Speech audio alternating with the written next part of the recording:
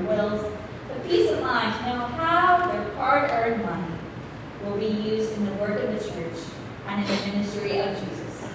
And as a church, such a policy protects us from society, and let's be honest, sometimes argue over how that money should be spent because the decision has been already predetermined. We also need to establish a more permanent capital fund and campaign.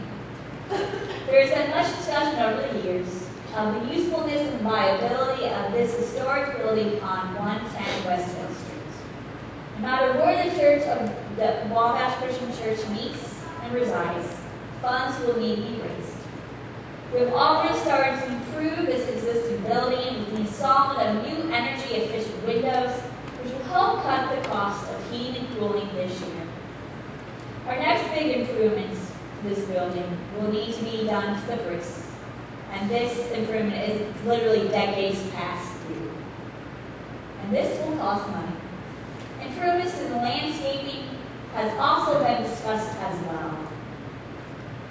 We need to look at the physical structure of our church building with unfamiliar eyes and ask ourselves, is it inviting? And what improvements could be made to make it more inviting for all people?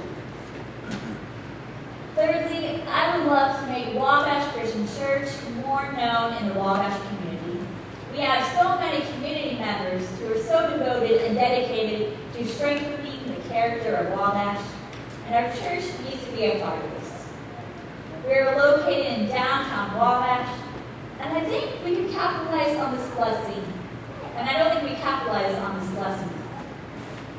It would be wonderful to have Wabash Christian Church be a stronger downtown church. There has been discussion to open up our church doors for the Charlie Creek Historical Walk, much like we did with the Living Crush this past month. Also, perhaps we can be involved in the downtown activities during First Fridays. Or perhaps a group of us can participate in the upcoming 5K race at the Y. Whether we walk, jog, or run, perhaps we can all wear shirts identifying us as members of Wabash Christian Church.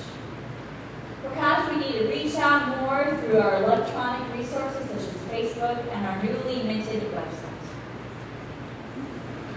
This is where I would like to see us as a church be involved in 2013. This is not a set list by any means, and in making this known publicly, I ask for your input and suggestions. But more importantly, I ask for your support and your service in making these things possible. For I cannot do it alone. We all need to work together. As our 1 Corinthians 12 passage highlights, each of us needs to be involved in the work of the church in the ways that we can share our gifts. The church is only strong as how its individual members work together. If we are a united front and unit, if we are a united body of Christ, the possibilities are endless. However, if we're not, we can't do much of anything productive, and if we do, others won't necessarily buy it because they know the truth. So I ask that you rejoice in what we have accomplished in 2012, and I ask that you pray over the possibilities of 2013. It's important that we don't necessarily dwell on the past. What is more important is the now and the future. Won't you join me in the future of this church in 2013?